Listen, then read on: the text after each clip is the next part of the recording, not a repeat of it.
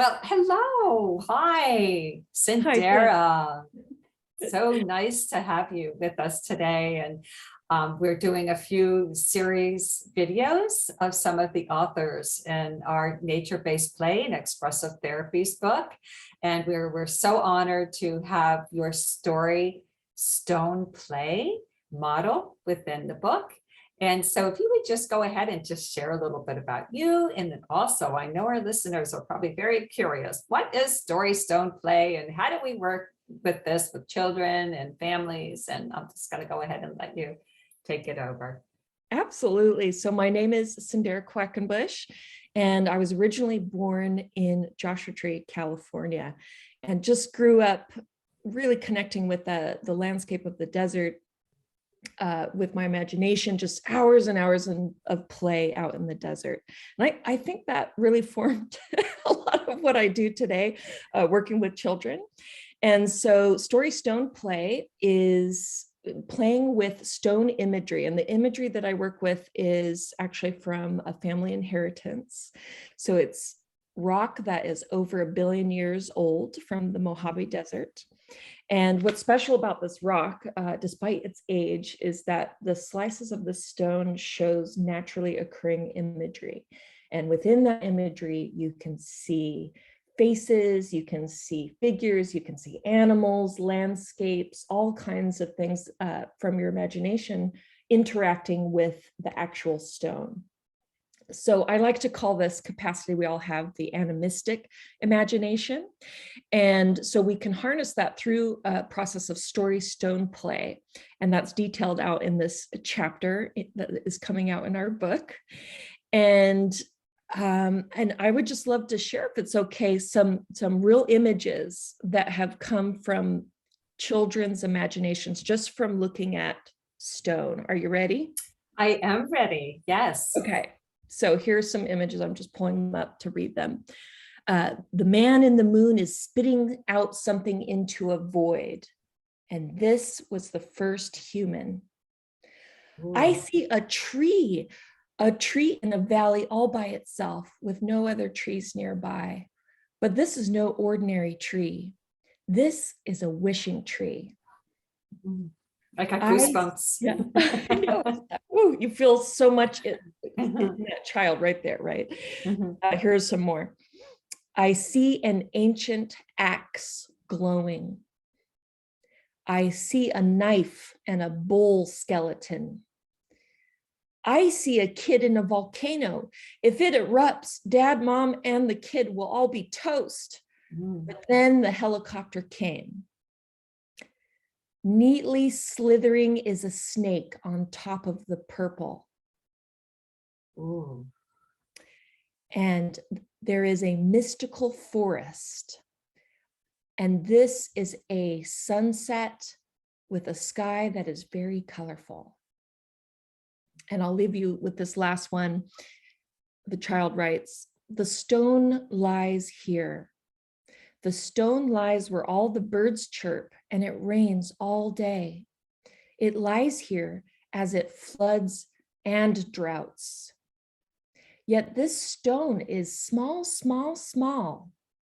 It lies here while all the fires are the biggest. Ooh.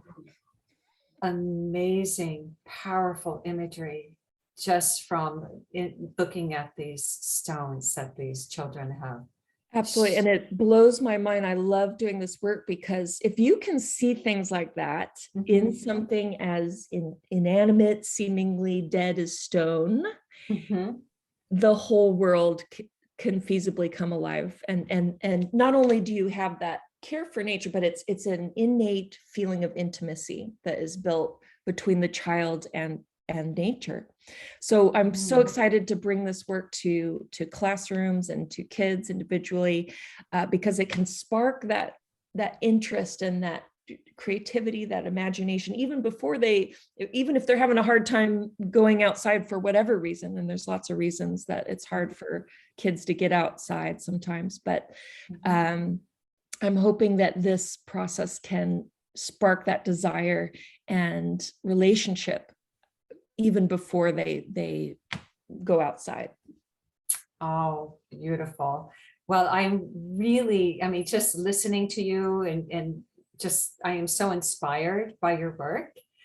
And I think that maybe some of our listeners are probably, just very interested in maybe diving in and learning more, and they can certainly learn more from the chapter that you've written. And I was honored to actually be a co-author on that chapter with you. Thank goodness. Oh. Thank goodness. And I have to say, I do have one of your stones, and I'm very, very honored to have that from the collection. So if you don't mind, I'm going to share that so our listeners can actually understand what you mean by imagery in the stone. And I'm going to just maybe ask some of the listeners, if you look at this stone, what do you see and what emerges for you as you look at this imagery? So just to give them a little better understanding of what we know and understand about this. And you actually created a card set, right? And I actually have the card set in front of me, Story Through Stone card set. And then these can actually be used with children in sessions with them, whether virtually or in person. I kind of wanted to give everybody a little bit more of like, okay, well, how does that work? Can we all get the stones? But you kind of created this card set of these beautiful inherited stones from your father. So thank you so much for being here. And if somebody wanted to get in touch with you, how can they do that? What would be a good way?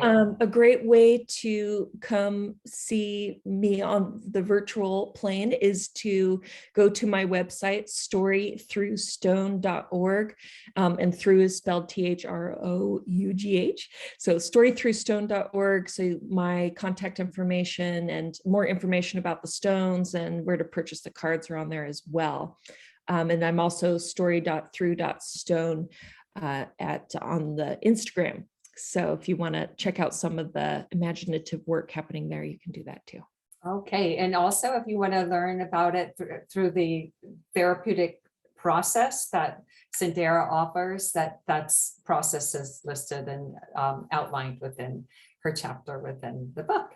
All right. Thank you so much. And I look forward to connecting with you again. And we will say goodbye to everyone. Thanks, Janet. Thank you.